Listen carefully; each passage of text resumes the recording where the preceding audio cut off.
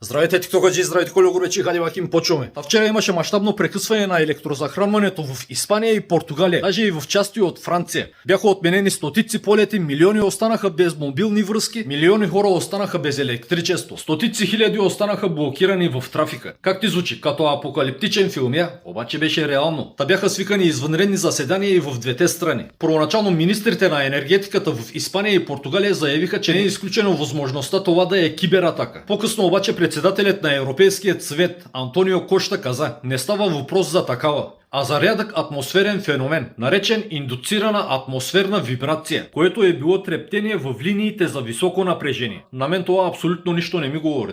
Нека, ако има жичкаджи сред нас, да пишат в коментарите, що е то индуцирана атмосферна вибрация. Тато се е случвало, когато има екстремни колебания в температурата на въздуха, каквито вчера е имало в вътрешността на Испания. Уже оттам тръгнало всичко, разбираш? Иначе още вчера следобед електрозахранването беше подновено, обаче само в някои части, а пълното възстановяване се предполага, че ще отнеме около 2-3 дена. А от 25 април Великобритания забрани внасянето в страната на абсолютно всякакви животински продукти. Това се отнася и за храната за лична употреба на пътниците, които влизат в Англия. Примерно сандвичи с салам и кашкавал. Пък да не говорим за пръчки с луканки, суджуци и тем подобни. Това го правят, за да се предпазят от шап, който е върлувал в няколко европейски страни. Пътуващите към острова са предупредени и нарушителите ги очакват солени глоби. Затова внимавайте. Предупредени сте от вътрешното и външното министерство на Англия. Също и от горбечета. Та тези министерства пуснаха изявление в медиите, което гласи: тези, които в момента са на почивка заради великденските празници, обикновено на връщане в Англия си носят всякакви животински продукти, салами, сирена и така нататък. Ако тези продукти бъдат намерени в техният багаж, те ще бъдат глобени. Имаше един гратисен период от 25 април до 27 април. През това време нарушителите бяха само предупреждавани. От вчера, 28 април,